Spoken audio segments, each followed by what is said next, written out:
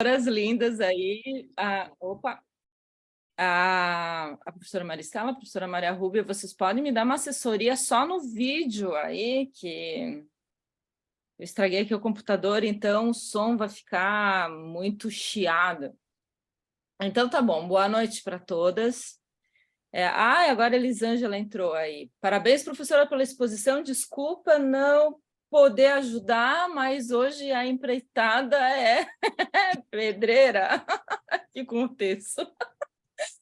Não deu para ir, prof, desculpa. Enfim, esse texto é um texto muito necessário. Escrito pelo Deleuze e o Guattari, já nos seus passados da meia-idade, que então eles questionam, isso é muito interessante, eles se dão a liberdade poética de questionar o que é a filosofia, então é por isso que eu estou dando o contexto desse livro. E eles definem as três áreas. Primeiro, as ciências. Segundo, a filosofia. E terceiro, a arte. E no final desse capítulo, embora não tenha ficado muito claro, porque tem que ler os capítulos anteriores, é o momento que os dois filósofos constroem um campo comum entre a arte e a filosofia. O que a arte necessita da filosofia e vice-versa, né? Então, aqui, eu acho muito bonito que está aqui a pergunta que ele coloca, e eu acho muito oportuno, muito interessante para a gente, nesses momentos em que a gente tem um etarismo cruel, né? E ele coloca assim: há casos em que a velhice dá não uma eterna juventude, mas, ao contrário, uma soberana liberdade, uma necessidade pura, em que se desfruta de um momento de graça entre a vida e a morte, e em que todas as peças da máquina se combinam para enviar o porvir, um traço que atravesse as eras. Na verdade, é quase uma epígrafe, né? Essa epígrafe já está dizendo o lugar em que está localizado esse fenômeno que ele define como sendo a arte. Vamos, então, nos ater ao último capítulo, a última partezinha do Filosofia, Ciência, Lógica e Arte. A última parte consiste, então, o devir sobre o que é o percepto, o afecto e o conceito. Tá, agora o seguinte aqui, deixa eu... Gente do céu, eu fiz o caderno de resumo aqui, vamos indo. Acho que vai dar certo. Eu quero pedir desculpa, gente, porque eu voltei de um concurso domingo completamente assim, eu estou um bagaço assim, espremida intelectualmente no esgotamento, mas eu não iria falhar com o grupo de maneira alguma. Então, hoje eu me debrucei sobre o texto, não fiz PowerPoint, porque vai ser a moda antiga. Os alfarrábios. Vamos lá, então. Ele começa, os dois filósofos, né? Isso aqui é importante. Qual foi o ano de publicação? Isso aqui é muito importante, porque parece ser um texto que ele não é tão antigo assim. Ele foi publicado em francês em 1991 e eu achei muito interessante que em 1992, então, teve a publicação brasileira. Nós estamos na terceira edição, em terceira reimpressão, em 2020, ou seja, há muito tempo esse livro é lido e nos acompanha. Vamos lá. Eu vou começar em média res, não começo do início do texto, começo da metade do texto, porque ao longo do percurso, os filósofos vão dando pistas mais interessantes. Então, essa média res é mais interessante. E começa o seguinte: a arte é a linguagem das sensações, que faz entrar nas palavras, nas cores, nos sons, nas pedras. E partindo dessa afirmativa dos dois filósofos que a arte, ela se situa neste campo, que eles vão falar do monumento, né? Mas que monumento é esse? É um monumento de um composto que se constitui por afectos e perceptos. Eu tomo a licença de vocês de trazer algo muito interessante, porque esse texto dos dois filósofos, ele intercepta muitos textos, quase intercepta toda a produção do Didi Huberman, para não dizer que eu li toda, né? Mas ao menos 1, 2, 3, 4, 5, 6 livros que eu tenho em mãos aqui atravessam por essa mesma questão que o Deleuze e o Guattari propõem.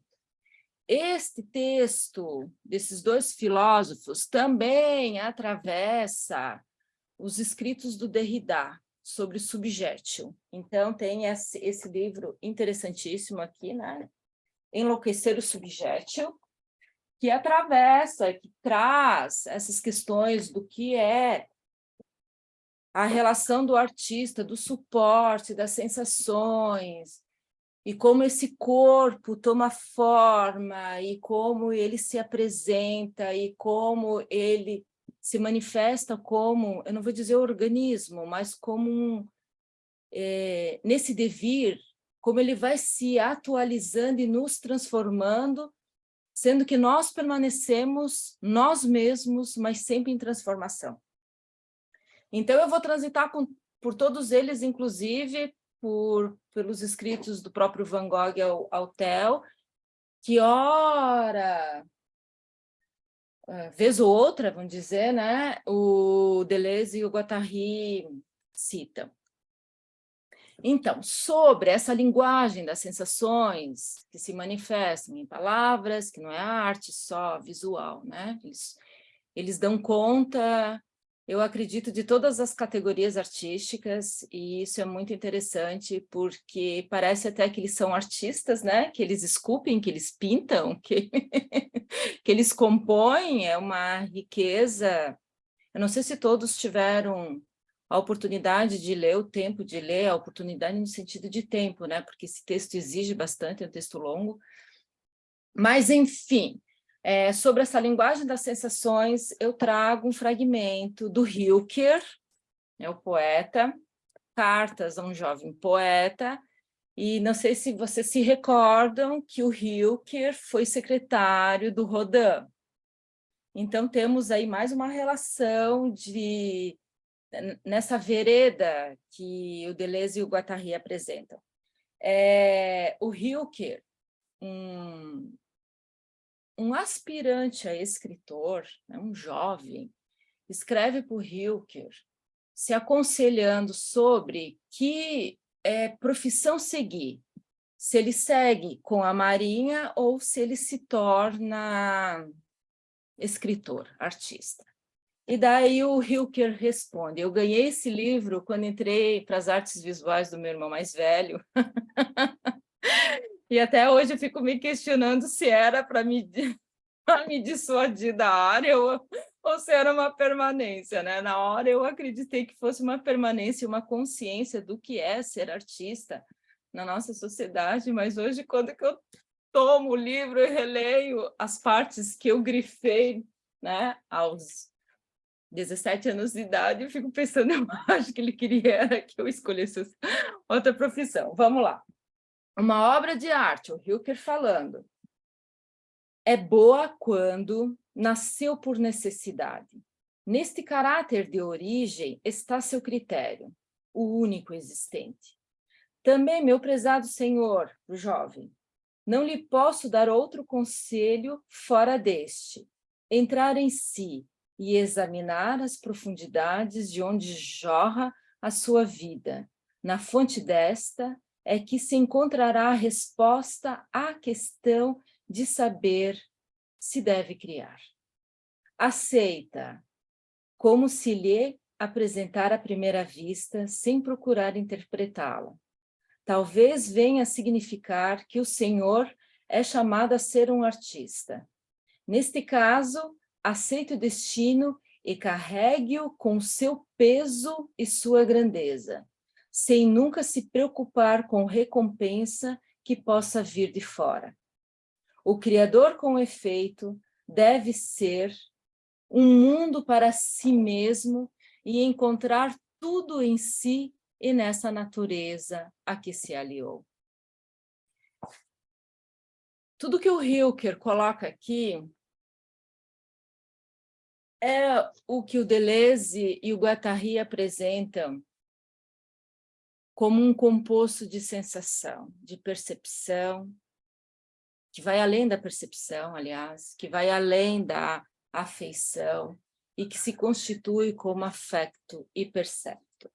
Então, ele diz o seguinte, né, ele já parte de uma premissa lá na página 208 e já diz o que não é. A arte desfaz a tríplice organização, percepções, afeições, opiniões, que substitui por um monumento. Daí a gente fica pensando, o que é esse monumento? É essa imagem que a gente tem de arquitetura, essa imagem que a gente tem de pilar, como sendo uma escultura em praça pública? Não. A ideia de movimento, de monumento, ela se alia já com as proposições que esses dois filósofos apresentam no texto, né, do rizoma, que são as raízes, no texto que eles colocam e que definem o platô, que é uma superfície, e também num outro que é muito oportuno para a gente pensar a relação que se estabelece hoje com a arte, que é a ecosofia. Então, esse monumento não tem nada de coisa rígida a qual se sustenta. Pelo contrário, ele diz, então, que a arte desfaz essa organização, percepção, afeição e opinião, por um monumento, que pode ser pensado como camadas de terra, como se fosse pensado como placas tectônicas, né?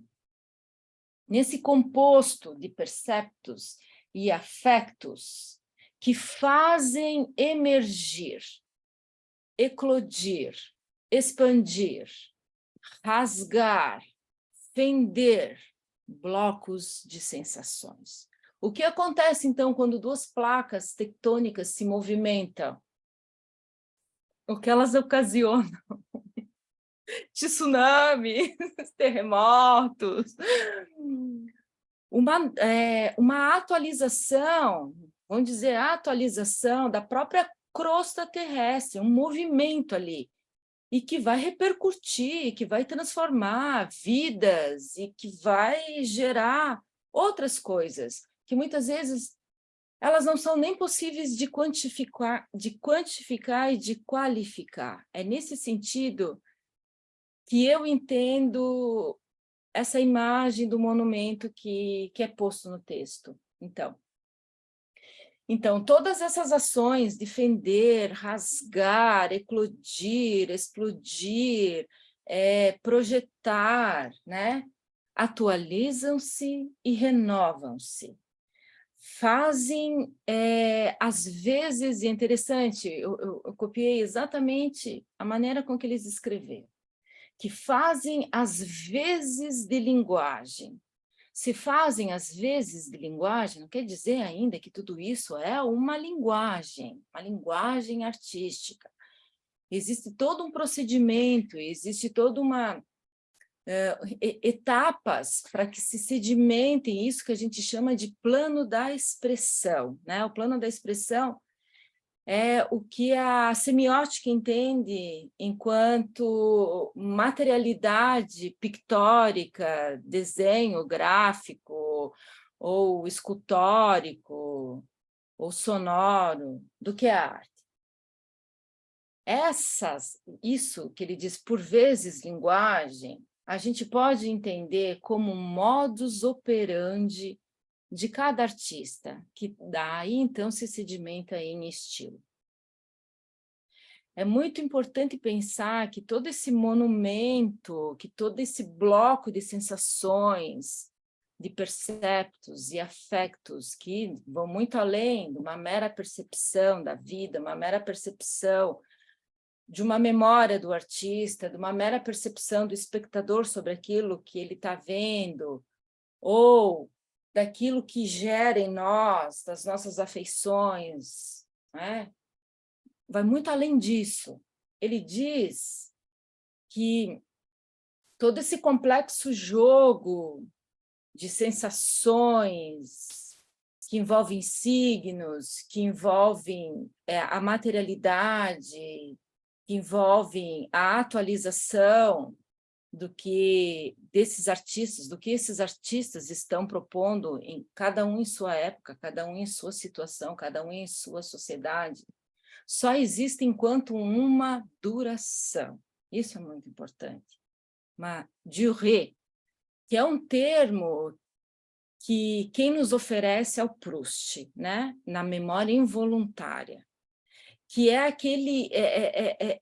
aquele pinicão na realidade, quando ele pega a Madeleine e emerge não, ele submerge, né?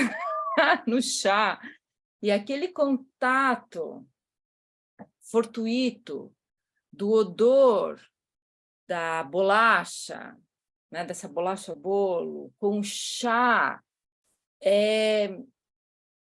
transferem esse sujeito, que é o Proust, escritor, para outras realidades, para uma outra situação da experiência dele que já fora vivida quando criança e que é retomada nessa duração de uma efêmera, né, desse momento assim, numa mise-en-scène lá do chá, né? Então, é esse movimento entre a experiência vivida do artista, esse encontro dele num tempo que lhe permite sedimentar o seu conteúdo de vida, que não é só o seu conteúdo de vida, né? É muito mais do que isso. São todas as sensações que portam esse artista, que estão nesse artista, e que esse artista sedimenta, então, como um platô, como um movimento, em diferentes camadas. Essas camadas é aquilo que materializa o plano da expressão e que o Didi Huberman e o Artaud, é uma expressão advinda do Artaud, essa que eu vou falar agora, quando ele lê as cartas que o Van Gogh escreveu ao Theo. E o Didi Huberman retoma o Artaud, e é muito interessante que o Deleuze também retoma, mas não por essa terminologia, que se chama subjétio. E o que é subjétio? A professora Mara Rubia é uma entendida em subjétio. Lá pelos desenhos do jovem Vitor Meirelles, o subjétio é o substrato, é esse corpo que recebe todo esse porvir do artista. Sem este corpo, o qual se manifesta o gesto do artista, que o tempo sedimentou, que o tempo modificou, que foi levado à exposição, sem esse subjétio, não existe esse monumento. Mas é a soma de tudo isso que eu falei, do subjétio, das experiências, das sensações, desse corpo todo compacto, né? Ele usa essa expressão do monumento, dessa coisa que não é simples,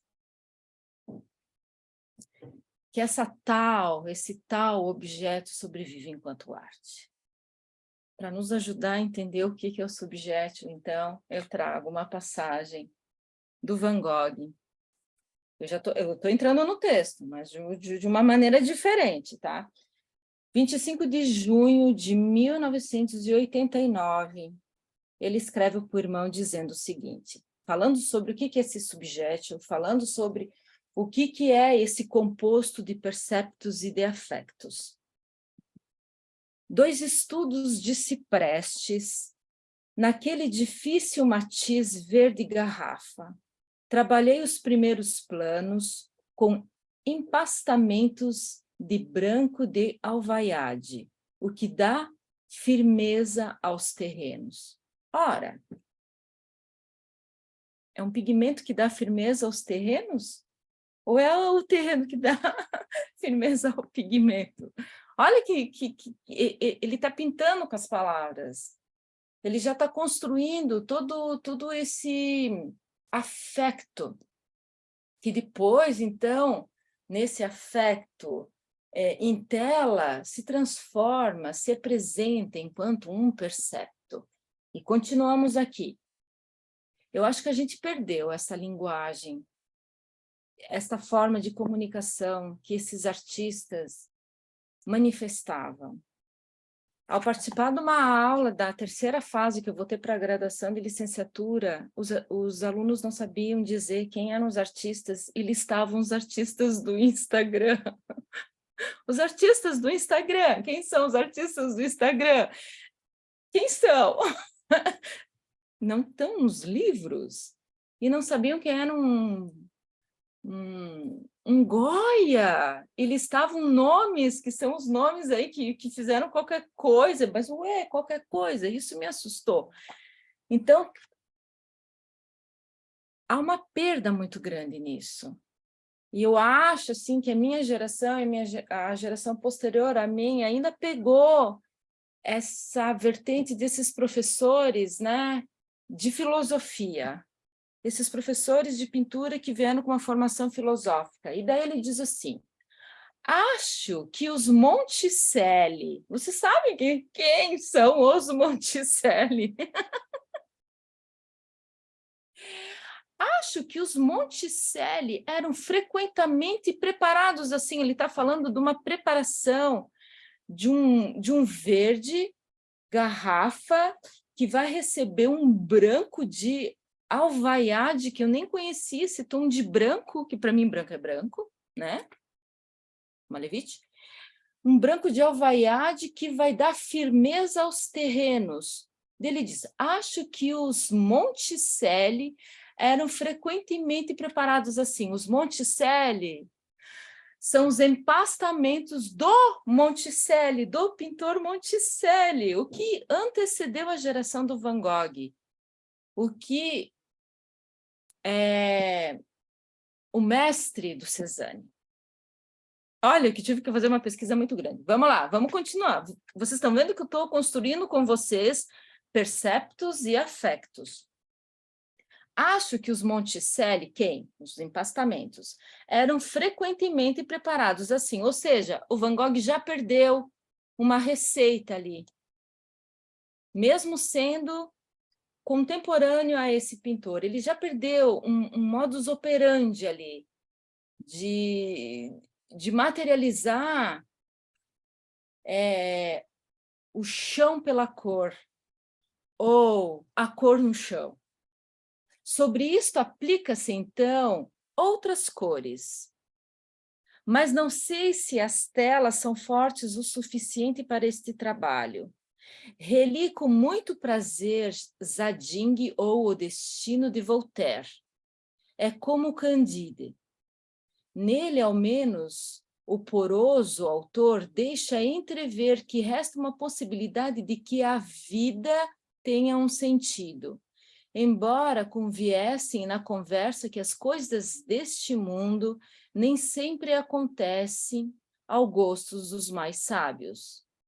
Tem um campo de trigo muito amarelo e muito claro, talvez a tela mais clara que eu já tenha pintado.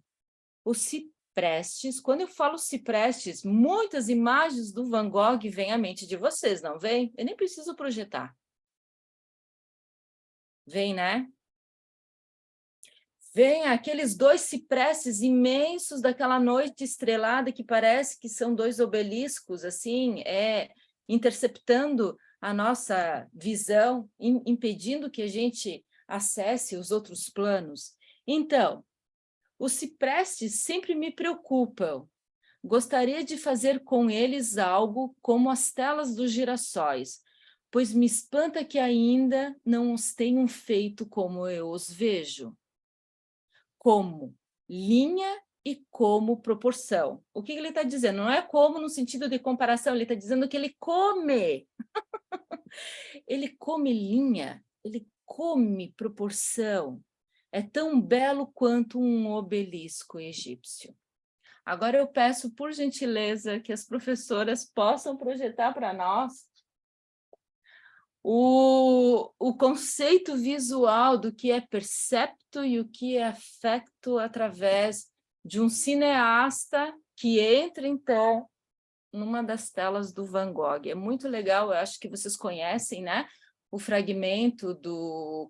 é Kurosawa, é isso? É, o Akira Kurosawa. E um desses fragmentos, ele fala sobre o corvo do Van Gogh. O protagonista vai ao encontro do Van Gogh, como o jovem poeta vai ao encontro do Rilke para saber a fórmula. Que fórmula é essa? De que algo possa ser transformado em arte.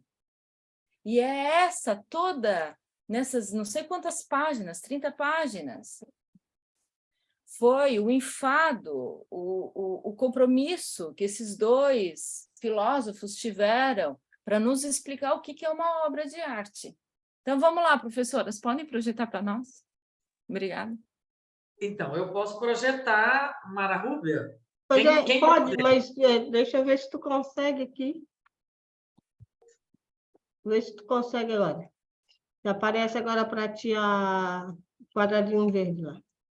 Só que eu preciso de qualquer forma. Ah, tá aqui, o quadradinho verde. Share screen. É isso?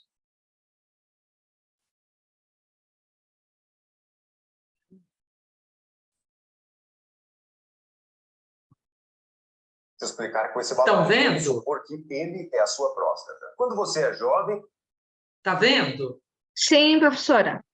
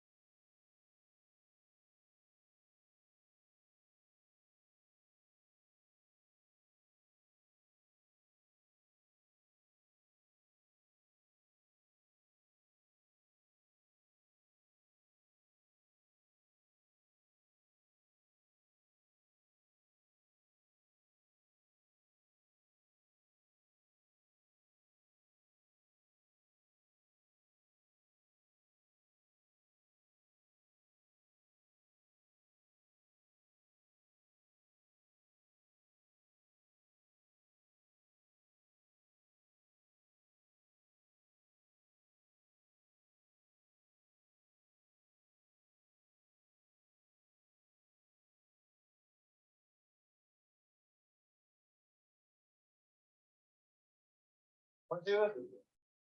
Avez-vous vu M. Van Gogh? Si c'est lui que vous cherchez, il a passé le tour tout à l'heure. Il est allé par là-bas. Merci.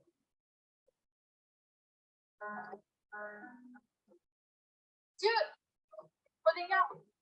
Bien juste de sortir de l'asile des fous.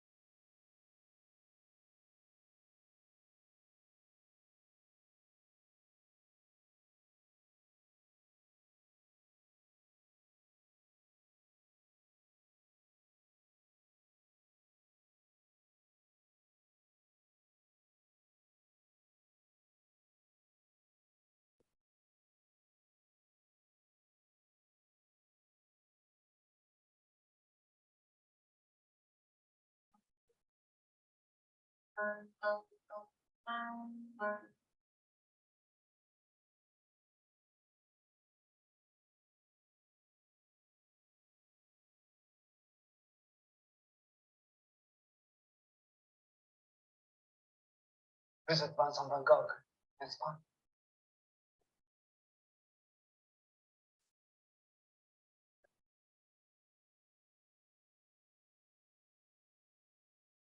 Why aren't you painting?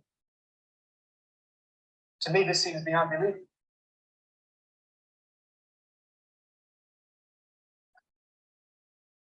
A scene that looks like a painting does not make a painting.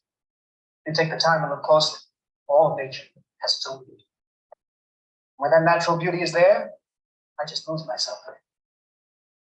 And then, as if it's in a dream, the scene just paints itself for me. Yes, I consume this natural setting. I devour it completely and whole. And then when I'm through, the picture appears before me complete.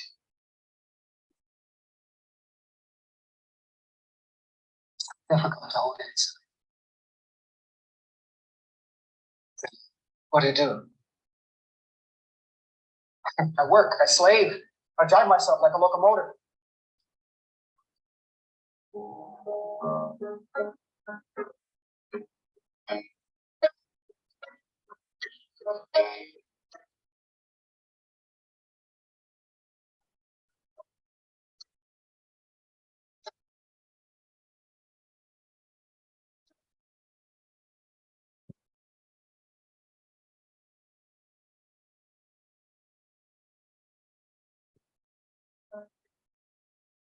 Se eu pegar esses 5.000 que tem aqui, queimar, meter fogo aqui, muita gente vai ficar agoniada, muita gente vai tacar o pau.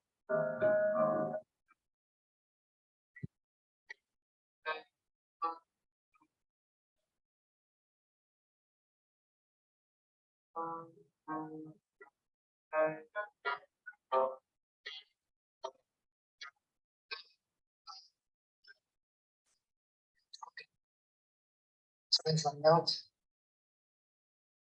So little time left. What you paint? Are you all right? You appear to be injured. Listen. Yeah. Yesterday I was trying to complete a self-portrait. I just couldn't get the ear right, so I cut it off, threw it away. The sun. It compels me to paint. I can't stand here wasting my time talking to you.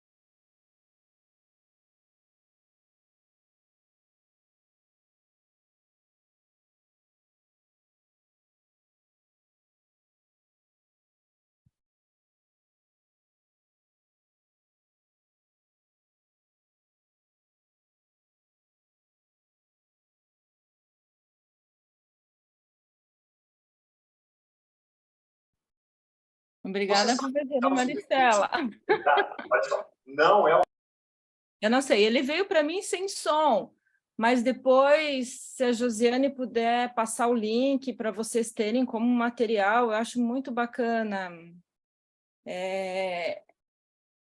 Ajuda a gente a entender o que é esse empreendimento, o que é essa...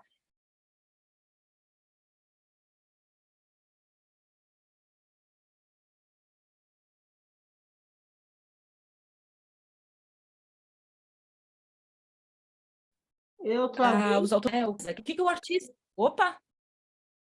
Fui eu, Oi, eu travei um pouco aqui, mas já tá, voltou ao normal. Pode falar. tá. Então, o artista, no caso, Van Gogh, qualquer outro artista, ele empreende uma travessia. É exatamente isso que esse fragmento passa para a gente, assim, é um atravessar. E é atravessar o quê?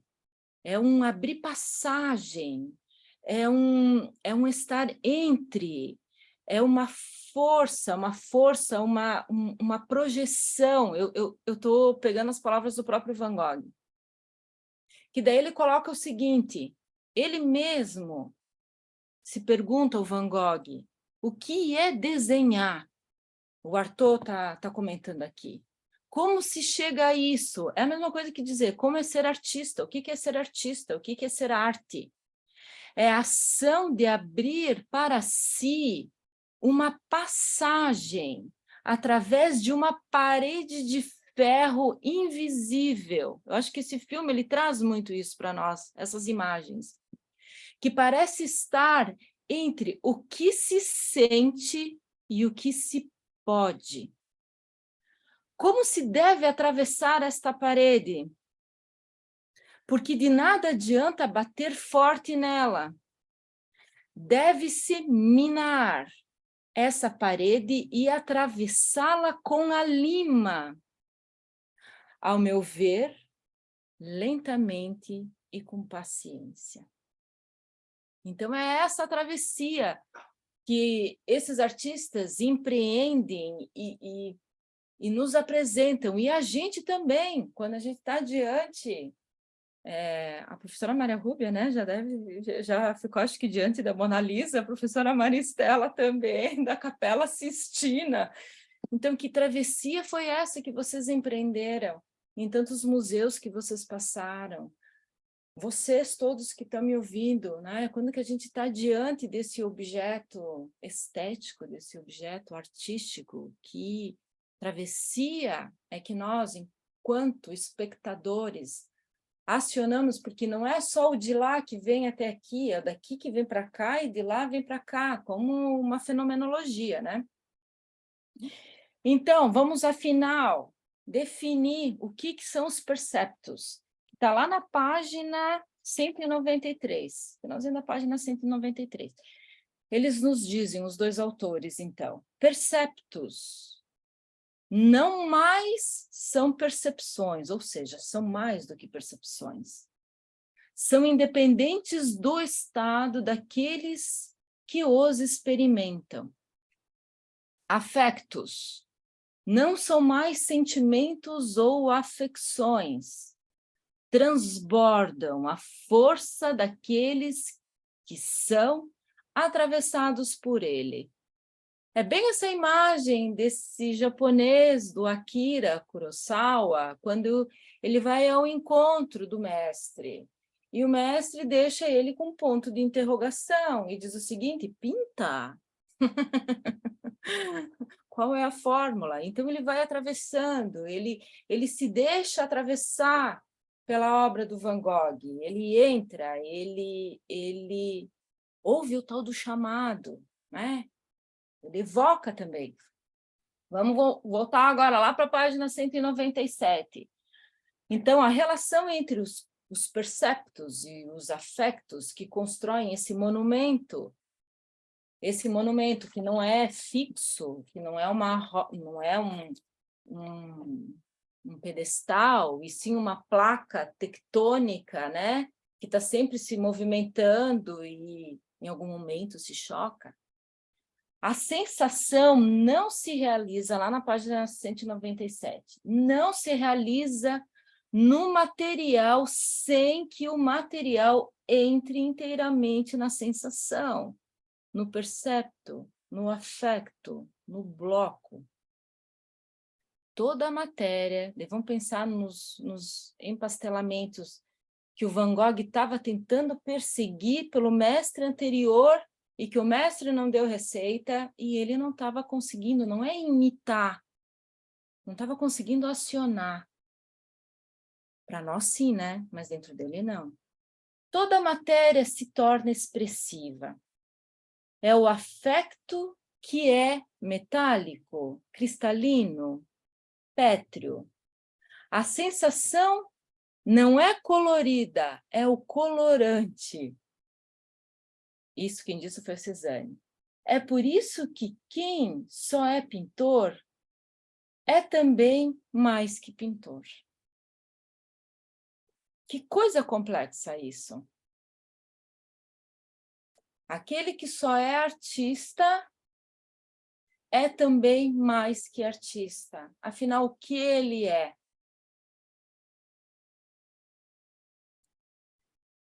O que esse artista faz? O que esse artista promove? E vamos pensar nos artistas contemporâneos de hoje também, né? Porque ele faz vir diante de nós, parece que estou falando de Deus, né? Com papel. Mas é isso, é isso. E a Monzan, quando a professora daqui a 2 semanas falar de um texto da Monzan, ela vai trazer exatamente isso, é o caráter aurático da arte, que está longe do nosso entendimento, é um enigma, é proposto aí uma aporia, e a gente chega nessa aporia, vamos ver. Porque ele faz vir diante de nós não a semelhança, mas a pura sensação da flor torturada, da paisagem cortada, sucada, esculpida. E eu não sei da onde é que eu ouvi isso, deve ter sido daqueles textos antigos de arte, quando o Michelangelo terminou de esculpir o Davi, o que ele fez com o cinzel? Ele bateu no Davi e falou, parla. E o Colli, naquele livrinho, muito bonitinho, estou até com ele aqui, não sei se é o Colli que cita isso, não sei se foi a minha antiga professora Jaqueline Lins, de História da Arte, ou se foi a professora maravilhosa de filosofia, a Anita. O Jorge Colli também fala a respeito disso, de que a pintura não é que ela se assemelha, ela é a presença que chega a vir o passarinho a bicar a flor. E não é pela mimesis. O que é isso? Isso é o composto de sensações, né? Da flor sucada, da paisagem cortada. Só passamos do material, né? Do material. Se o composto de sensações existir, então só o fenômeno do objeto estético passa a ser arte quando acontecer esse enigma, essa magia. Eu estou falando na compreensão destes dois filósofos, eu não estou falando de arte contemporânea relacional, isso tem que ficar bem localizado, né? Jamais o composto de sensações se confundirá com as misturas do material, como a ciência determina o estado das coisas. E aqui é muito importante, porque o Deleuze e o Guattari, o livro todo, eles estão definindo o que é a ciência, o que é a filosofia e o que é a arte. E como isso perpassa.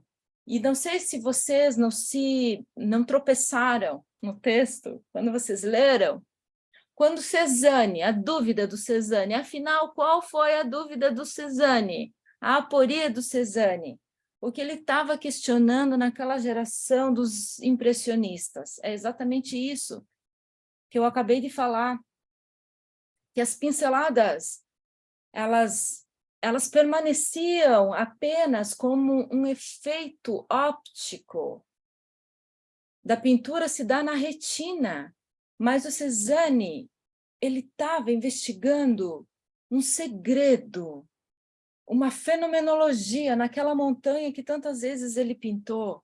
Quantas vezes o Monet pintou a Catedral de Rouen? Pelo que eu sei, né, que eu já ouvi dizer, pelo menos 50 vezes. E aí? Cada uma é diferente da outra, porque em cada uma resiste o ser que é aí. O objetivo da arte, com os meios materiais, é arrancar o percepto das percepções do objeto e dos estados de um sujeito percipiente. Quem é esse sujeito percipiente? No qual o percepto e os afetos têm que ser arrancados? Quem? O artista. E é isso que o jovem poeta vai perguntar para o Rilke. E é isso que o Akira Kurosawa vai questionar o Van Gogh. E é isso que o Cézanne, ele próprio, consigo mesmo, diante... Esqueci o nome daquela montanha, professora. É da sua terra natal. Lá da campanha. Esqueci o nome daquela montanha que ele tanto olhava, que ele tanto perseguiu. O Mont Blanc? Do Cézanne, professora. É Saint-Victoire? É a Santa Vitória? Será que é essa montanha aí? São Michel? É de um santo ali, professora. São Michel, Por mas não isso tem que nada a virou um ver com... É na enigma. Bretanha, São Michel? Isso. Então, extrair um bloco de sensações, em puro ser de sensações. Mas o que é preciso? Então, o Deleuze e o Guattari perguntam, o que é preciso para isso? E que o Van Gogh não respondeu. Um método. É preciso um método. E ele coloca isso. O Van Gogh disse, é um trabalho árduo, é preciso de um método. Né? E o Deleuze e o Guattari aqui, eles exemplificam pelo Proust e pelo Pessoa, né? Os dois poetas. É preciso um método que varia com cada autor e que faça parte da sua obra, e é só aí que vai resistir, que vai persistir, que vai existir esse movimento, esse monumento, desculpa, nesse campo da expressão. A pesquisa da sensação inventa procedimentos diferentes. O bloco de sensações no presente, acionado pelo artista e depois acionado pelo espectador, só deve a si mesmo, a sua própria conservação.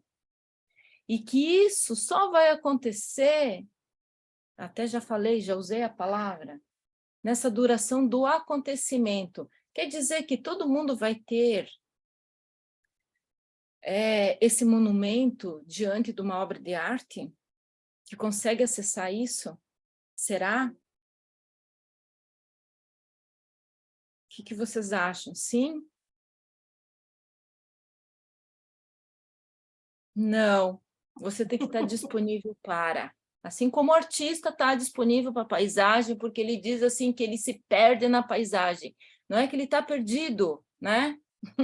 Tem uma passagem muito bonita que eu acho que nem sei se eu vou encontrar aqui, que fala do artista que se perde na paisagem, mas afinal, por que ele se perde? Ah, encontrei! É a nota de rodapé que vai explicar o que são os afetos, lá na página 200, que é o tal do enigma, né? Esse enigma que o Cézanne percorreu, que o Cézanne tentou desvendar. Nunca li nada dele dizendo que ele desvendou, mas eu acredito que a busca de um artista a vida toda é essa, né? Nessa nota de rodapé diz o seguinte, assim, deixa eu fazer um adendo aqui e trazer o Didi Huberman. O Didi Huberman coloca que a grande questão da visibilidade que é dada pelo olho, né? É esse enigma entre a fenomenologia da matéria e a necessidade da semiótica em definir a significação. As duas são insuficientes. Lá, qual é o livrinho mesmo dele? É Diante da Imagem. Deixa eu ver. Diante da Imagem. Então, é nesse enigma aí que o Cézanne, acho que tenta responder para a gente. A visão é o que dá... Desculpa, a visão é o que do invisível se torna visível. A visão é o que do invisível, fenomenologia pura, se torna visível. Vamos lembrar quem é que estudou muito o Cézanne? Merleau-Ponty. Escreveu até aquele livro lá, que é O Visível do Invisível, não é? Então, a visão é o que do invisível se torna visível. A paisagem é invisível, porque quanto mais a conquistamos, mais nela nos perdemos. Na paisagem, deixamos de ser seres históricos, seres objetiváveis. Porque nesse momento aí, o que o artista empreende é o sentir. Não sou eu que estou falando, é o texto, tá? Eis o ponto. Não estamos no mundo, tornamo-nos com o mundo. Consegui chegar no monumento. É isso, pessoal. Nós nos tornamos contemplando. Tudo é visão, devir. Que terror invade a cabeça de Van Gogh, tomada num devir girassol?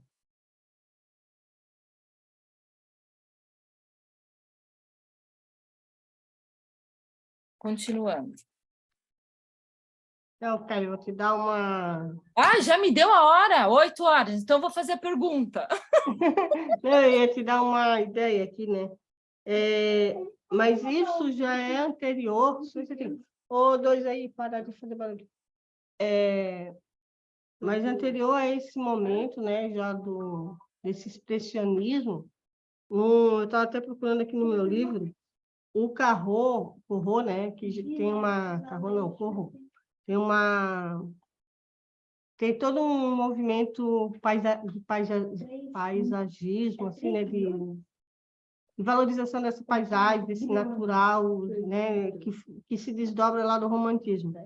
E aí tem uma parte aqui, até no livro que eu trato, que ele fala dessa questão da paisagem, né? Porque as imagens do Victor é uma paisagem, né? No caso do corpo vestido. Eu trabalhei ela com essa noção. Aí ele diz assim, ó, a primeira questão é que eu vou ler o meu texto, mas ele está só a frase sozinha, tem um antes falando do romantismo, tá? E assim, ó, neste mix de avanços tecnológicos, revoluções e heróis, que é o começo do século XIX, no qual um novo regime escópico se constituía, as paisagens... Aí do outro lado. As paisagens com seus encantos e seus nadas,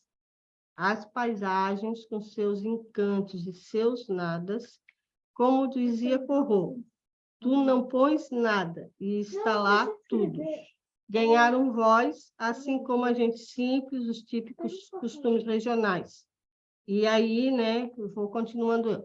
Então, desde o século XIX, se constituiu um outro regime escópico, que vai dar margem, né, para chegar onde a gente chegou, o próprio impressionismo, em toda essa arte contemporânea que abandona a sua função de representação, de figuração, e mais o próprio romantismo, que é onde ele já é a base para essa ruptura, né? E aí a paisagem ela se torna muito cara por isso, porque ela não é nada, como disse o Corot, né? Mas ela é tudo. Tu não precisa botar nada, né? Tu não precisa botar um sujeito, tu não precisa botar uma narrativa, porque eles estão vindo daquela tradição, até na formação deles, né? Das grandes batalhas, de todos os gregos, de todos os mitos, de todas as coisas bíblicas. E aí eles desviam, né? Desse lugar que tem uma narrativa visual constituída pelo personagem, para uma narrativa que se constrói na percepção. Né? E aí vem essa coisa da paisagem que se torna tão importante, que da onde eu vou... Aí eu trato, né, eu contextualizo a produção dos trajes nesse universo conceitual, nesse outro regime escópico, que essa é a palavrinha que eu até quero enfatizar, que é uma outra maneira de ver, né? O regime escópico é isso, é uma outra maneira de ver, de mostrar e de dizer sobre o visto. E é nessa corrente, né, que vai se chegar aí no Van Gogh, ou nessa discussão toda do Cézanne, e é por isso que, quando lá na década de 60, né, a 50 para 60, começa o Merleau-Ponty, toda a turminha dele lá, na época, né, ele sozinho, a desconstruir a ideia de filosofia, eles estão levando para o campo da filosofia aquilo que a arte já fez lá no século XIX, quando deságua, né? Deixa para lá os temas bíblicos, os temas heróicos, os temas históricos, e se tornam, né, a expressão da cor, da forma, da composição, como uma expressão do perceber esse outro universo, não é o universo, não é a paisagem, né? É o universo dessas emoções, desses sentidos, dessas possibilidades, né, que essa composição tem. Então, o que o Merleau-Ponty, com a turma dele, com o Russell, né, que ele é herdeiro lá do Russell, começa a fazer com a filosofia é isso, quer dizer, a gente não precisa dos grandes enigmas da humanidade, a gente não precisa responder, a gente não precisa criar uma cosmovisão, a gente só precisa entender como é que o homem se situa, né, no seu próprio cotidiano, com as suas próprias possibilidades de existência. E aí disso tudo ganha fenomenologia. Então, por isso que o Merleau-Ponty volta lá no Cézanne, e não é por acaso, não é porque os dois eram amiguinhos, não é porque eles gostavam de tomar cerveja junto, né? Mas é por conta que o que o Merleau-Ponty faz nos anos 50 para 60 é o que eles fizeram lá, né? Naquela época tão distante. Aí vem o Sartre, vem toda a turma ali, dizendo, não, a gente não tem que pegar o cavalo do Napoleão, a gente tem que pegar essa fusão de cores e de texturas e construir aí uma possibilidade de compreender o mundo, ou de conversar sobre o mundo, mais do que compreender, né? Então, isso é aquela turma toda, essa filosofia contemporânea, que o Deleuze vai ser herdeiro, né? Que o próprio Didi Obermann vai ser herdeiro, e essa gente toda aí que a gente citasse também. Ai, prof, ainda bem que está sendo gravado, né?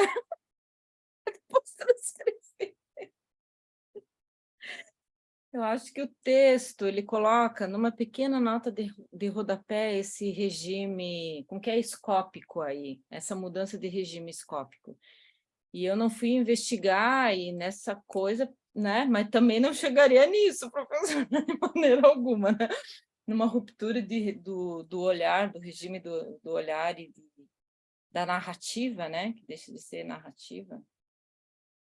Então, tá aqui. Então, dessa ausência que a professora coloca ali, que não tem mais a historinha a ser contada, e sim que tudo está contido, tudo contém, mas também esse tal desse vazio, né? Esse espaço. Então, o homem ausente, qual é esse tal desse enigma aí, comentado aí pelo Cézanne, que a professora esclarece aí de uma maneira lapidar aí, né? O homem ausente, qual então é esse homem ausente? É esse que não...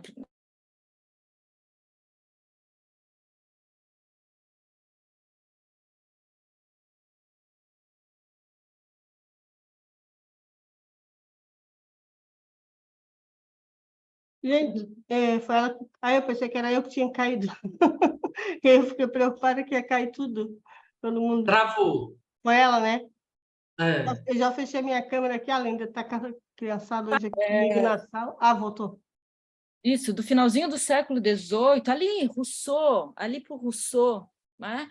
Que eles andam bastante, que eles andam na paisagem, que eles se perdem na paisagem. A gente pode ver esses filmes aí, Razão e Sensibilidade, Orgulho e Preconceito, todos esses filmes, né, de época, desse percurso do andar, né, do se perder nesse cenário.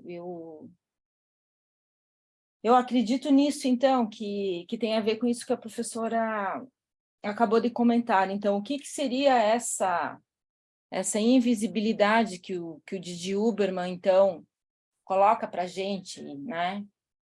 Que ele diz o seguinte: olhar é não ver. De novo, uma aporia. Olhar é não ver.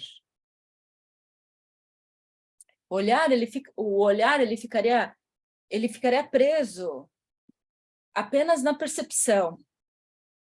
Já esse ver, o empreendimento desse ver, são todas essas sensações que tanto o artista que vai pintar essa natureza, que vai pintar esse plano abstrato, que não é só o figurativo, não é só a natureza que está aqui, né? É esse ver que aciona todo esse conjunto de sensações, né? Esse criar seres, e é muito bonita essa expressão que o Deleuze usa, né? Criar, os dois, né? Criar seres de sensações. É isso que a arte faz, né? É o da paisagem que vê, e não só a gente que olha para a paisagem, né? Agora até confundi vocês, né, com essa coisa aí, né? O olhar é não ver, né? E agora eu falo. Mas é a tal da charada. Vamos lá.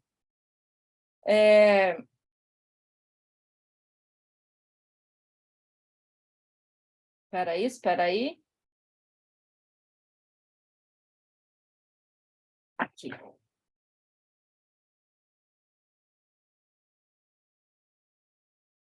E isso é muito bonito. Aonde é, mais uma vez, que a gente pode encontrar os perceptos e os afetos nisso que eles definem como monumento, ou qual é a palavrinha mágica ali também? É criar seres de sensação. É nisso aqui. Trata-se sempre de libertar a vida lá onde ela é prisioneira, ou de tentar fazê-lo num combate incerto. Agora explicar isso. Professora Mara Rubio. Então, podem ser os perceptos aí. Eles podem ser telescópicos, eles podem ser microscópicos. Qual é essa visão que os artistas têm desses? Visão não, sensação, né? Esse olhar que sente, né? Esse olhar que sente, é isso. Esse olhar que acionam todo esse sistema sinestésico do sujeito.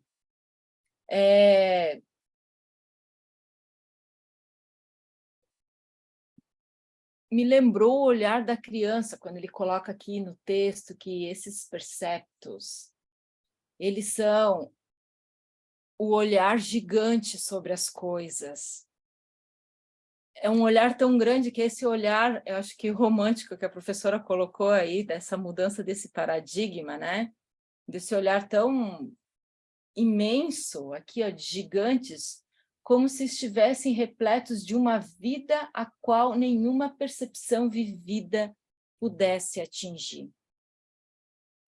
A visão da criança, quando vai na casa da avó, que tudo é grande, aquele quintal imenso, e que tudo é tomado de uma proporção, sei lá, e de repente, quando essa criança, ela ganha altura, ela ganha todos os códigos, né? Todos os códigos, é alfabetizada, ela é engessada, né? E ela retorna para esse lugar, ela vê esse lugar muito pequeno, como se alguma coisa tivesse sido perdido nesse reencontro desse ser adulto que regressa àquele cenário da infância e já não é mais, uma coisa se perdeu aí. Eu acredito que os artistas, eles conseguem acionar esse gigantismo, né, da criança, do olhar da criança, da percepção da criança, mas sem ser criança. E é por isso que ele cita o Paul Klee, por isso que ele cita o outro lá, como é que é o nome dele lá? O Paul Klee, me ajudem! São dois artistas que tem, e o Matisse, né? Que eles conseguem tatear esse reencontro, mas sem ser uma representação do vivido. E daí aqui eu faço a provocação para vocês, já que a gente está falando de artista, a gente está falando de arte, a gente está falando de perceptos e afetos. Como construir práticas pedagógicas com esse monumento dos afetos e dos perceptos? Nesse composto das sensações. Como acionar esses seres de sensações Aliás, o que seriam esses seres de sensações numa sala de aula? É o professor que provoca? É a prática pedagógica que provoca isso? Ou é o conjunto de tudo isso? É a provocação que eu faço para vocês. Que, aliás, dentro desse processo dos afectos e dos perceptos, tudo se transforma, né? Existe uma transformação aí, uma mudança. As pessoas, os sujeitos, permanecem os mesmos, sem serem os mesmos. O que é isso? É isso aí, Kelly. Vamos deixar fazer uma rodada, assim. Vamos deixar fazer a rodada. Jesus, Elisângela, na lista que está aqui. Eu nem Hoje vi ali. ninguém está autorizado a ficar caladinho. Tem que, se não quiser falar, escreve aqui no nosso chat aqui. Repete a pergunta aí, Kelly, para elas ir elaborando uma resposta. Como construir práticas pedagógicas no composto de perceptos e afectos? No composto dessas sensações. O que a gente aciona? Esses seres das sensações, desses perfectos e afectos, seria a prática pedagógica, seria o professor, ou seria esse feedback, seria essa mediação com os alunos? O que seria? Aí a Maristela. A prof. Maristela está fazendo a pergunta. Estou transcrevendo o que você está falando. A Maria já abriu o microfone. Fala aí, Maria, para nós.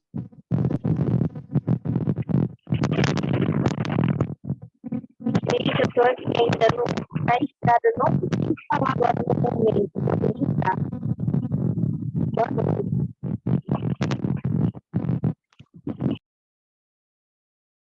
Maria disse que não pode falar agora.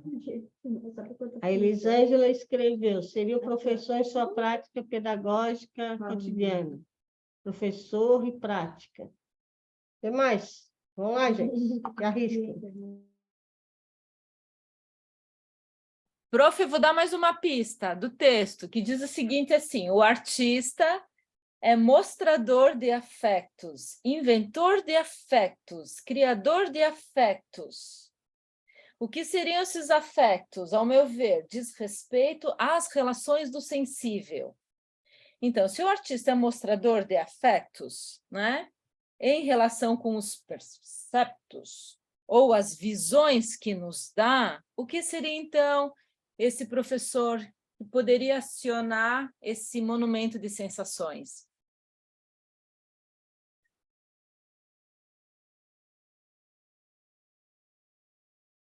Eu vou dar uma outra pista. Outra pista não, vou botar uma ideia, né? Que depois você me corrige, Kelly. Que aqui a gente insiste muito nesse desprendimento do conteúdo, para ficar focado no processo de aprendizagem que reivindica, né? A percepção, reflexão, a apreensão e daí, né, uma vivência. Porque seria essa vivência que daria sentido a qualquer conteúdo que se convoque para esse processo se enriquecesse, se desdobrasse, crescer. E aí a pergunta seria nessa direção. Será? Seria?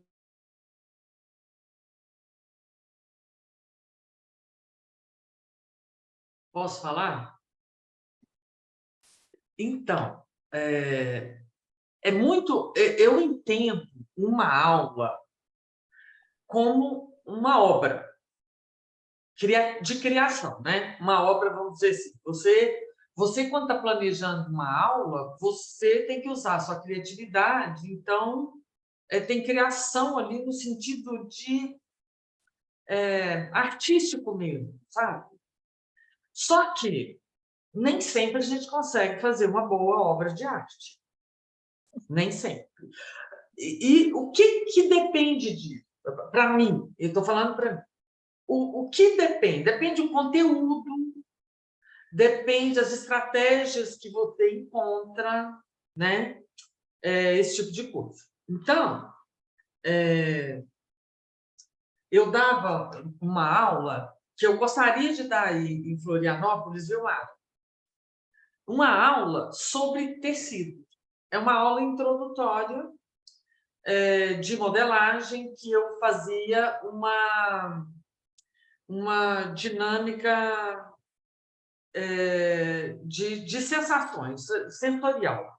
Então, tem um ritual grande, comprido, mas, em suma, eu fazia, e as pessoas elas ficam de olhos fechados e elas têm que tocar vários materiais. E é muito interessante, porque uma vez uma aluna chorou muito, falando que, quando ela tocou a juta, ela lembrou da história de vida dela, lembrou de uma avó, e aí falou muito disso. Então, e assim, é muito interessante, por quê? Porque ao mesmo tempo que você toca algumas pessoas, e aí entre os afetos, entre os perceptos, você não toca outro. No final dessa experiência, quando eu falava sobre tecidos, eu falava sobre o linho. Por que eu falava sobre o linho? Porque eu fui ao Museu do Linho na Irlanda e eu ganhei muito material sobre o linho. Eles foram muito cordiais comigo e me deram muita coisa. Então, como eu tinha todo o processo, eu falava sobre o linho e, no final da aula, eu oferecia para eles um pão de linhaça que eu fazia no dia, embrulhado num guardanapo de linho maquinetado, então era assim, um adamascado, né, de linho. Isso tocava demais os alunos, demais, e as pessoas me pediam muito a receita do pão, né, que se alguém investigar, está lá na plataforma que administra o nosso trabalho, que é o Cigar, e isso toca muito, assim. Eu encontro as pessoas, muitos anos depois, e elas falam nessa aula, mas nem sempre eu consigo alcançar isso. E eu acho que, de fato, quando você consegue, com alguma atividade na aula, desencadear isso, você ganha um adepto àquela disciplina. Você desperta ele para aqueles conteúdos. Pronto, finalizei. Pronto. Falando nisso, quem mora por perto vai ter a oficina da dona Maristela no segundo semestre, com a Adriana Pereira, que quem era que conhece. E mais várias coisas que se decidiu hoje, Maristela. Agora, contigo, a gente já resolveu tudo, se não pudesse estar na reunião. Agora tu te vê.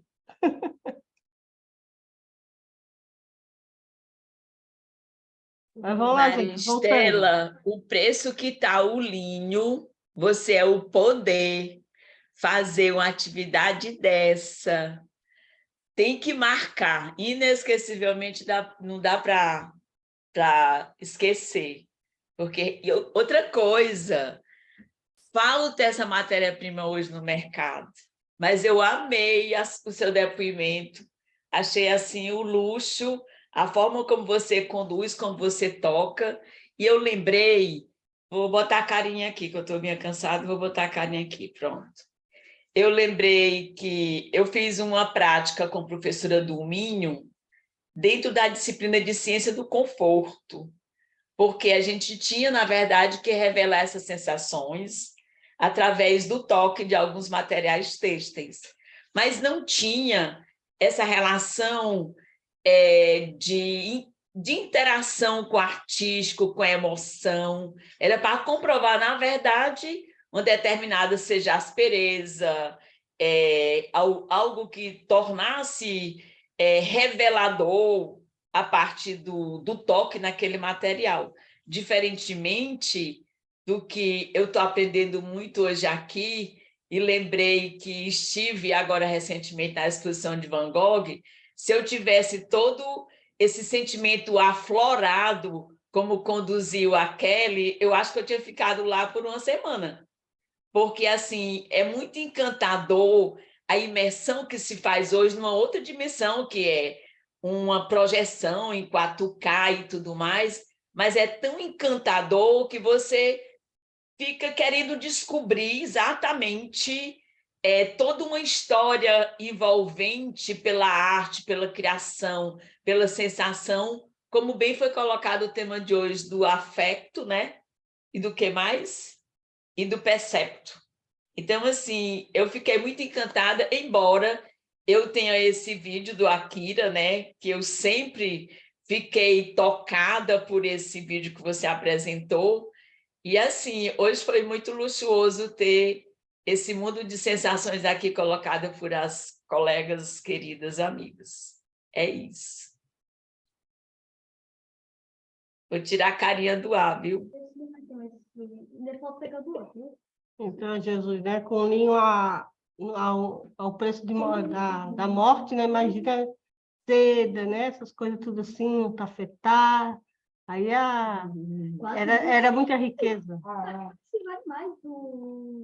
Mas o pão dela com certeza marcaria sem precisar do linho, viu? Ah, tá. Achava assim o papel celofane, bem brilhante, envolvido. Mas a Maristela é a Maristela, né?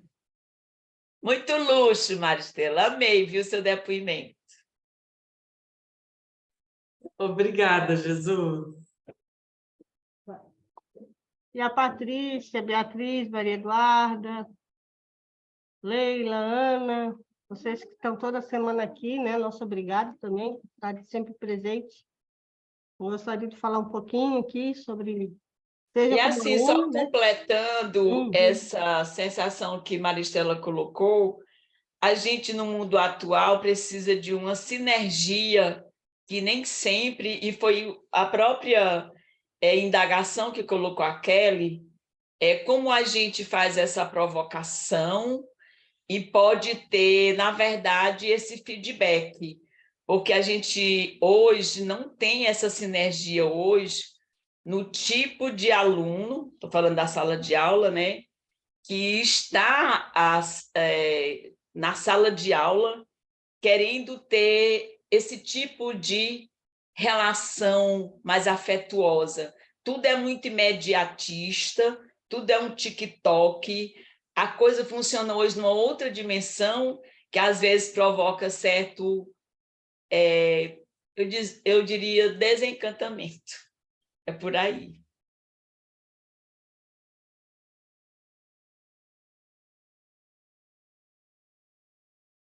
A Elisângela falou que não está com o microfone, alguma coisa assim. Ela colocou algumas coisas aqui no chat. Mais alguém se habilita a falar algo?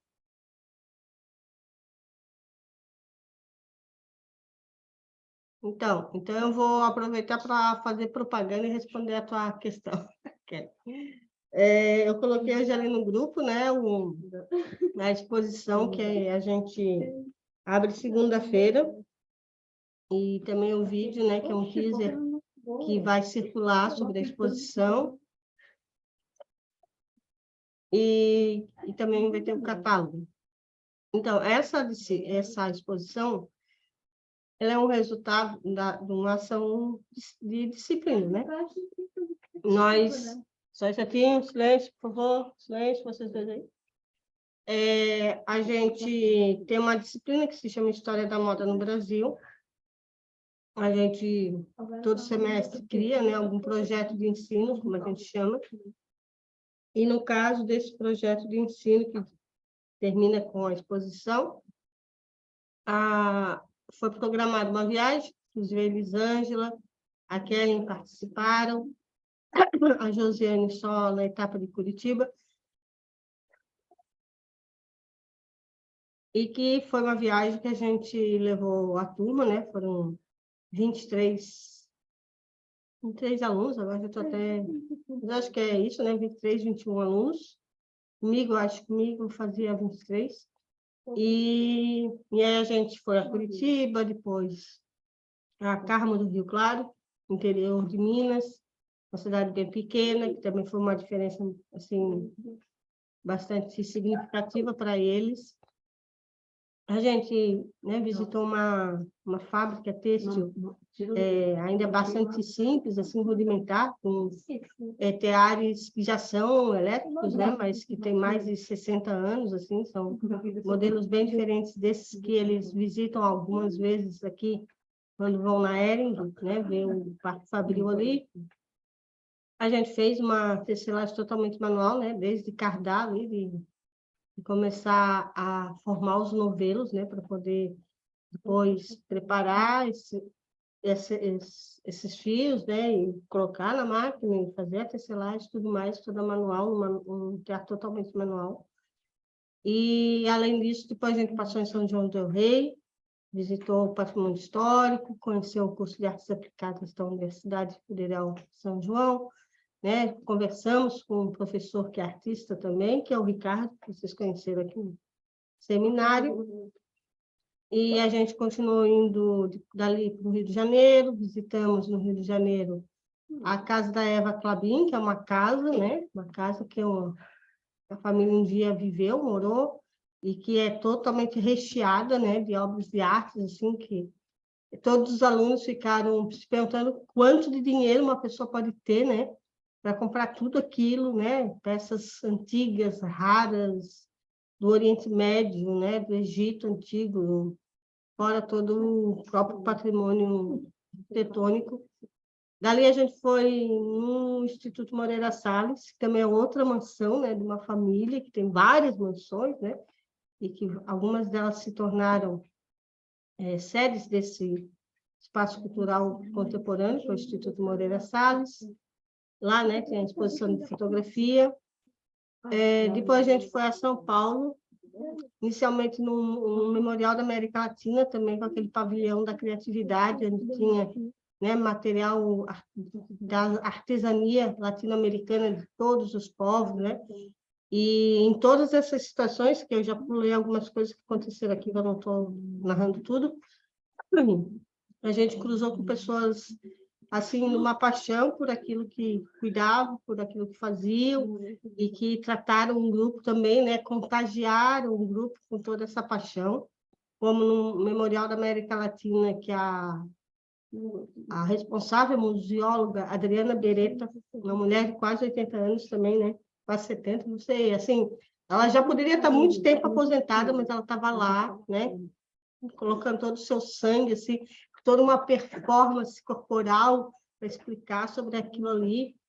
E depois a gente teve no Museu da Casa Brasileira, São Paulo ainda, né? Que foi um museu que também o grupo de monitores era totalmente jovens, mas totalmente engajados, comprometidos, e fizeram uma fala também deslocando as pessoas de ver objetos, assim, né? E, por último, a gente foi ao Museu Afro-Brasileiro, em Ibirapuera, que a gente ficou um pouco prejudicado por conta do horário, a gente chegou a faltar só uns 40 minutos para fechar, mas ainda assim os monitores foram muito atentos e fizeram falas pontuais a partir de algumas obras. Como a gente teve uma monitora, o grupo que eu estava, né, que falou da artista negra contemporânea. Me ajuda, Kevin. Agora ficou com o nome da Djanira na cabeça, mas não é a Djanira, obviamente que não é a... Rosana Paulino, prof? A Rosana Paulino, isso, né?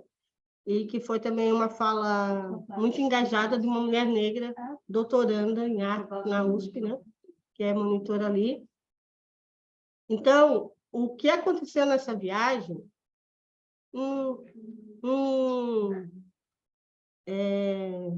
não foi lido textos, apesar de a gente ter recomendado alguns textos, né?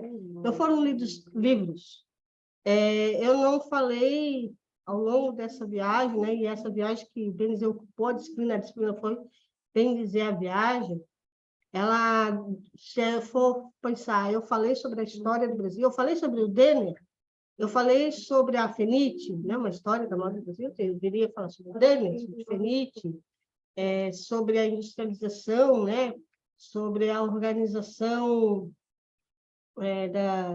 do Fashion Week, né, a criação da Casa dos Criadores, todos esses grandes marcos que todo mundo ouve falar quando se fala de história da moda no Brasil. Não falei de nada disso.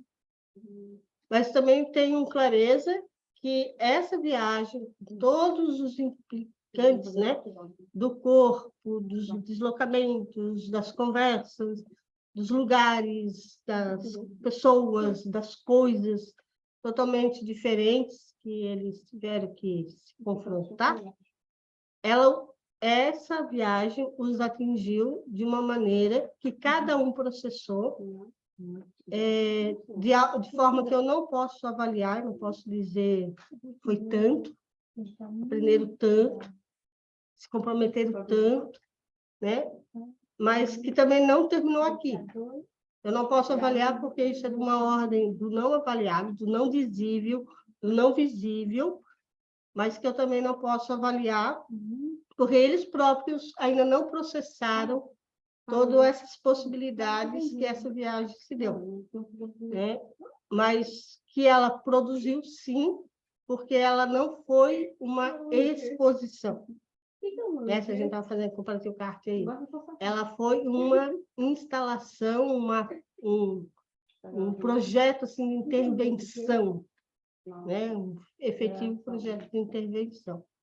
Então, de certa maneira, a gente tem assim, a gente vem de uma formação, né? Essa geração mais velha aqui, que certamente muitas aqui já são bem mais novas, né?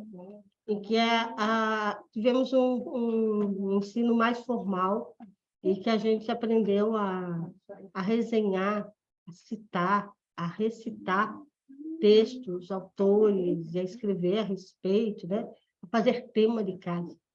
E talvez seja uma geração que tenha muita dificuldade de abrir mão desses conteúdos e começar a pensar nesses processos, né, que a docência implica para fazer uma ensinagem, né, como diz a Anastasio, que ultrapasse o conteúdo, que não se fixe no conteúdo. Então, não sei se o seu Deleuze e a turma toda, o Guattari, né, achariam que essas minhas andanças aí representam bem os conceitos deles, mas é dessa direção, né, que eu entendo que a gente possa fazer um ensino que afeta, né? Um ensino que gera dimensões de aprendizado que não estão na ordem do dito, né? Mas que alteram, consequentemente, né, esse sujeito ator e autor, né, da sua existência como um profissional de moda. Então, acho que é alguma coisa assim, né, Kelly? Como a Kelly viajou também, ela pode dizer que sim ou que não. Olha, professora, mesmo com os textos que eu li nesse percurso das 4 graduações, eu posso dizer que, enquanto aluna, né? Porque eu fui enquanto aluna, é aquilo que a BNCC coloca, que o professor ele tem que acionar o aluno enquanto um protagonista, né? Ué, eu vivi isso, prof, porque todos nós fomos protagonistas. Em todas as situações, desde o compromisso, então, assim, o Zanini fala em diferentes conteúdos, né, que não é aquele conteúdo resenhado, é um conteúdo humano, que não tem mesmo como você qualificar, quantificar, e esse aluno só vai se dar conta depois, em outras situações, que ele vai ser acionado, como essa duração aí que o Proust fala, né? Em algum momento vai dar esse gatilho. Eu Eu ainda não tive todos os gatilhos, professora, apesar de ser uma macaca velha. Ou uma velha macaca também pode ser.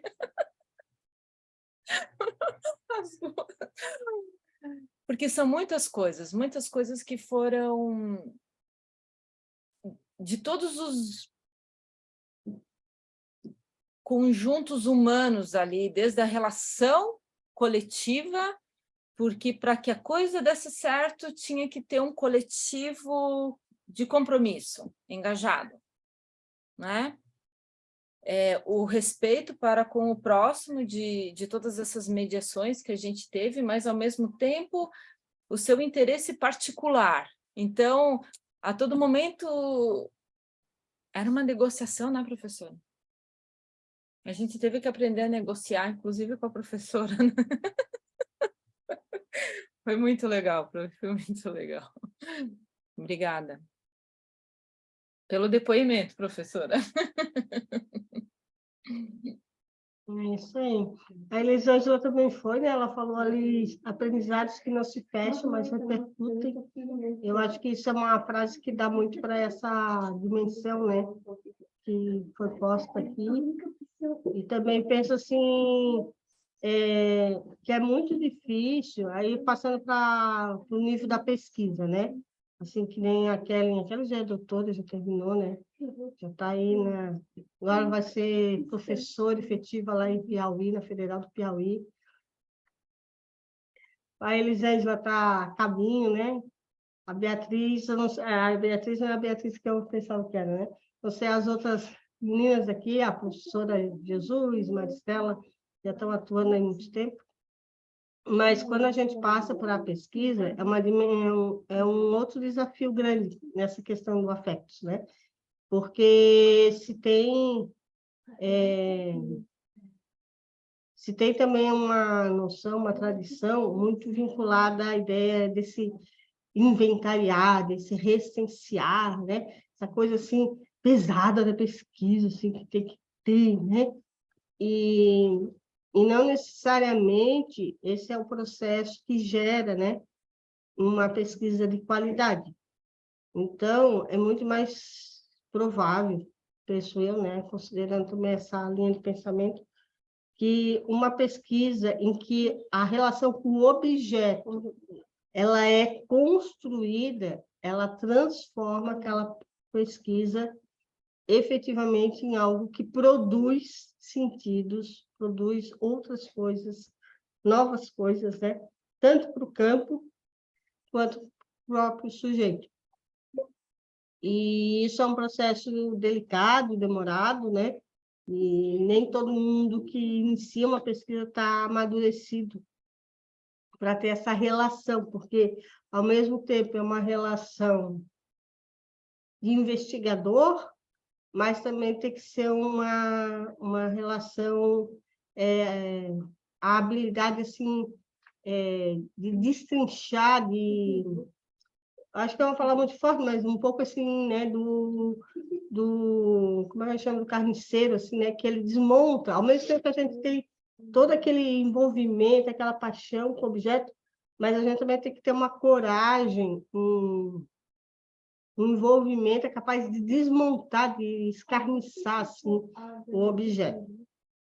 E isso não é algo que a gente aprenda numa aula de metodologia da pesquisa.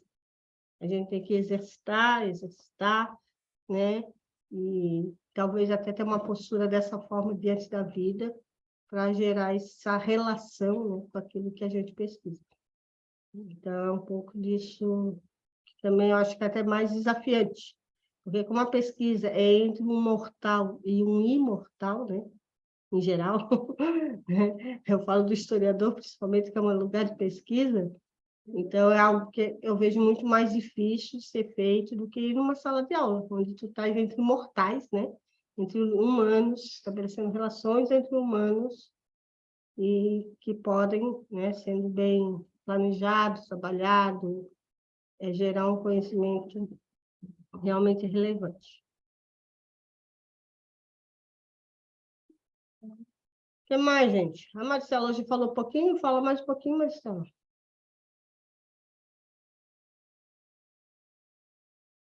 como aluna, Kelly, eu sempre, assim, acho que eu me deixo muito tocar. Acho que eu absorvo muito, né? Mas na história do pão, só para você entender que é muito difícil, que isso depende muito da recepção, né? Você conseguir tocar as pessoas. A primeira vez que eu dei essa aula, eu me preparei muito, eu estudei uns 2 ou 3 dias, eu fiz o pão, né? E eu estava tão tocada com a questão, e a primeira aula foi para o curso de modelagem da UFG, mas a gente dava aula no Senai.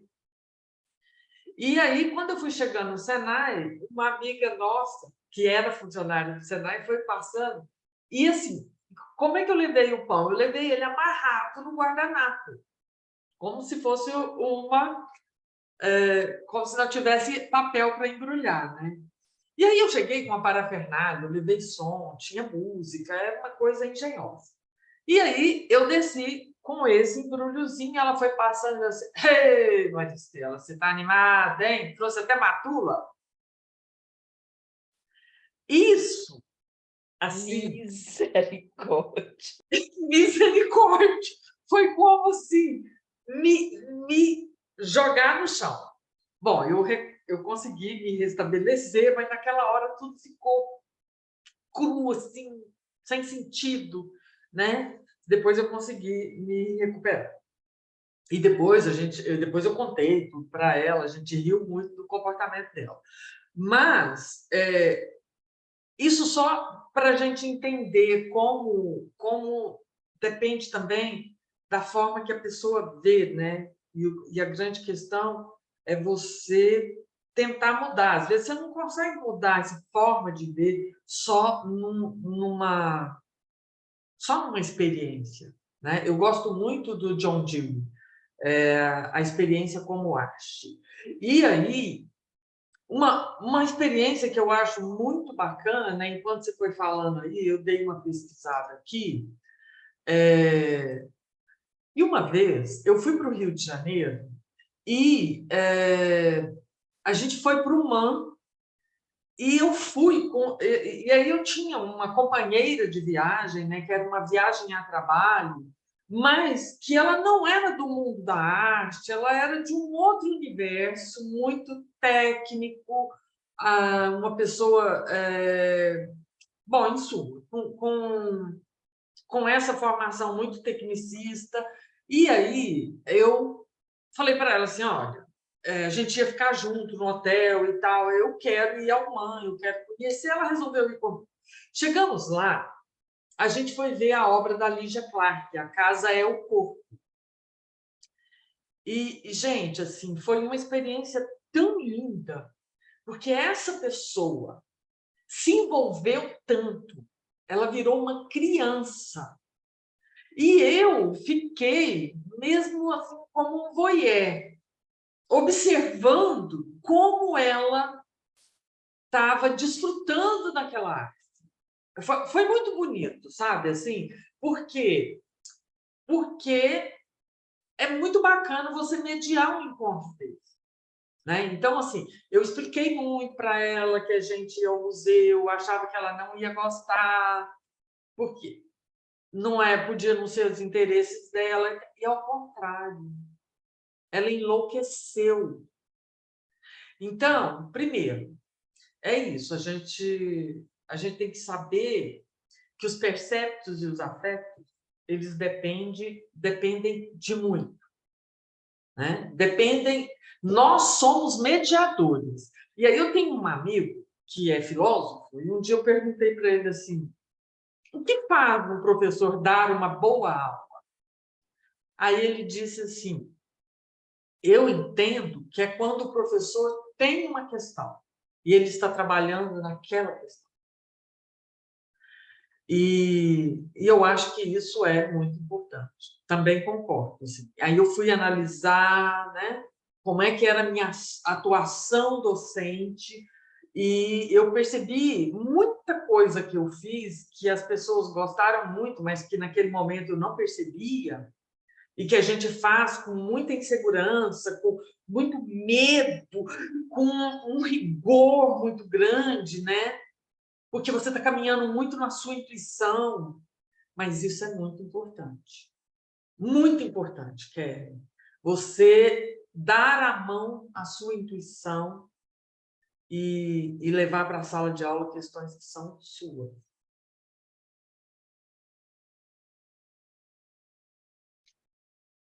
Prof, está me ajudando nos futuros concursos. Obrigada. Fechou o discurso de Maristela, muito lindo, muito lindo. Lindo demais, lindo demais. Nossa. Olha, eu acho que a contribuição de vocês assim fez todo esse monólogo assim virar ao avesso. Obrigada. Muito legal. Mas eu acho que esse monólogo você devia pôr num artigo. Tudo que você estudou para isso e o que você, assim, as referências, né? Trazer o Van Gogh.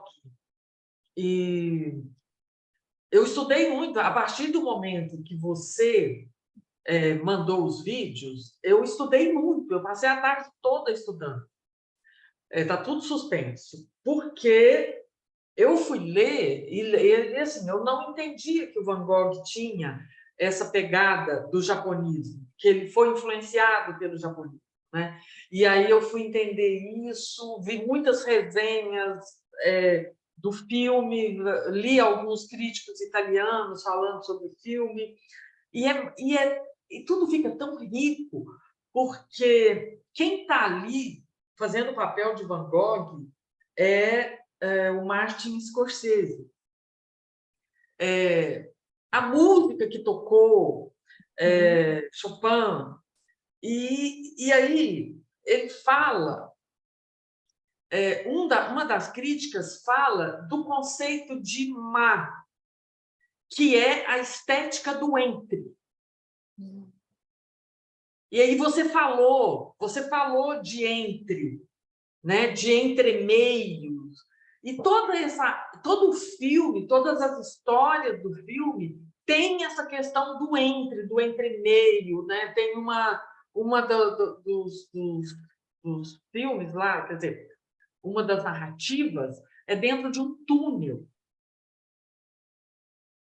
E aí, bom, em suma, vi muito e eu gostei demais, achei maravilhoso. A partir do momento em que você colocou o vídeo lá, eu estudei absurdamente. Fiz uma grande viagem. Eu achei isso o máximo. Quando eu pedi auxílio, a prof já começou a postar outros vídeos, e eu assim, nossa, mas eu ainda não terminei nem o fechamento. Assim, não vou conseguir assistir metade do primeiro. E eu assim, não, ela é demais. Essa mulher é demais. Ela já está lá, tipo, escavando, né? Tipo, um Walter Benjamin escavando lá. Obrigada, professora. Mas é assim que... Então, aí você pensa nisso. Porque o que você fez me despertou, me fisgou. O que você fez me deu a oportunidade de ampliar meu conhecimento. Eu adoro Akira Kurosawa, mas eu não conhecia esse filme. E foi uma viagem maravilhosa, sabe? Foi muito legal. Então, eu acho que você está cumprindo esse papel de afetos e perceptos, e acho que você está alcançando esses conceitos, e acho que você deveria escrever tudo isso que você fez hoje, assim, que essa apresentação deveria ser a direção para um artigo. Mas não perder essas referências todas. Obrigada, professora, vou dormir feliz. Como é bom dormir feliz, né? Vou sonhar bastante. Obrigada, professora. Valeu, nossa. É muito Vai bom estar com sonhar, vocês. vai sonhar bastante. E o nome do filme chama Sonhos, né? Dreams para você também, viu? É maravilhoso esse vídeo. Aliás, são 4 documentários dentro do DVD, né? Maravilhoso. Não, 8. Tem um bem bonito que fala sobre a morte, né? A perda. É um funeral. O do Van Gogh não é o que mais me toca, eu confesso dizer, assim, eu acho que aquele da cerejeira dos músicos, né? Se despedindo, né? Desse morto voltando para casa, é muito bonito. Muito lindo. Mas aí ele fala, né? Tem uns que falam que é uma homenagem às artes do filme, mas ele fala, no final, né? A última narrativa é uma narrativa de esperança.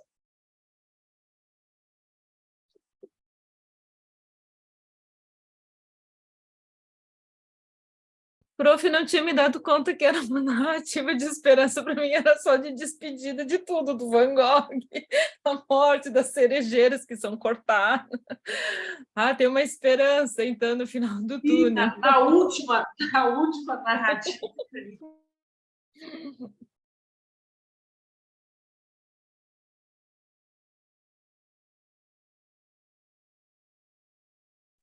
Bom, pessoal, estamos aí nas 21 horas. Todo mundo já trocou as suas ideias, sua playlist aí também, né?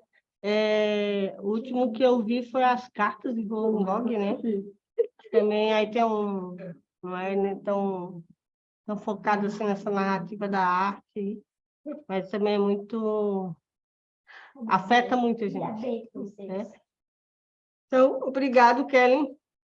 Você é muito corajosa, você traz esses textos difíceis, né? Tem o do Borriot para a gente destrinchar. Semana passada, a professora Alice falou bastante, né? Assim, ela traz essa arte relacional, estética, ela falou, né? Estética relacional, né? Ela usa bem o termo do livro ali. A gente até falou do Kinsler, que não estava, né? Ai, prof, vocês me desculpem, prof, eu tinha 30 pontos da prova para levantar, da prova didática, 30, não, sem nunca vi problema. isso na vida. Nunca vi Mas isso na vida. Vocês me desculpem ter relatando, faltado. né? E aí é interessante que ela já deu um pouco dessa entrada aqui, né? Mas a gente já está na reta final do nosso seminário. Semana que vem, Maristela, quem é que vem? A Flávia não tinha confirmado, né? Quem é que vem? Eu tô tirando cara de vocês. Não sabe, Maristela? Tá. Pode falar. Não, eu estou abrindo aqui no planejamento, mas Peraí. No planejamento que eu tenho aqui impresso, está escrito artista convidada para o dia 14, Flávia Fabiano. Mas tu tinha dito que tu não tinha conseguido confirmar com a Flávia. Não, eu cancelei ela. A nossa artista é italiana. Aquela ali, a Laura Patacchia? Laura Patacchia. Então, que seria a última, vem para a semana que vem, né? Não, peraí. Eu acho, Mara, eu estou abrindo a nossa... É porque a Laura já estava marcada, assim, a confirmar, do dia 5 de julho. É isso. Então, aí ela vem a semana que vem, dia 14? Não, é dia 5 de julho, a semana que vem. Aí semana ia ser a Flávia. Eu acho que é isso. Aqui, ó. Dia 7/6, a Kelly. A Laura vai ficar para o dia 5, porque é a data que ela queria. E aí, para a semana que vem, não vem a Flávia Fabiano. Nós podemos mudar isso aqui, Mara, ó. Você passar para a semana que vem Você que daria dia 28, a leitura de discussão. E Eu gostaria que eu pensei até que tu já tinha visto, porque tu tinha me falado, né, que não traria, a Flávia não estava dando certo, pensei que tu já tinha visto com outra pessoa para falar, para trazer essa outra... eu já vi, mas ela queria para o dia 5, mas eu posso resolver. Mas eu também posso trocar, eu posso dar arte, como é que é? O Borriô, semana que vem. Pode? Qualquer jeito vai ficar 2 semanas direto. Eu estou dia Período- 21 do 6. Posso ficar para semana que vem. Daí Mas a ideia é essa, né? Ou a gente traz outro artista, ou essa Laura fala outro dia, para não ficar agora prof, só três mas quartas-feiras. Essa outra artista pode falar o dia 21, que daí ela tem mais tempo para poder... Mas qual será essa outra artista? Essa é a pergunta. Como? Quem será dia 21? Não, pode deixar que eu resolvo. Dia 21. Então, de imediato, que a gente resolveu aqui, que dia 14, semana que vem, vai ser o capítulo Uma Forma Relacional do Borriô. Borriô, não Borriô. Borriô? E aí o artista vai ser outro dia. Então, qual é o capítulo, prof? Só me estou perdidinha. Capítulo 1, a forma relacional.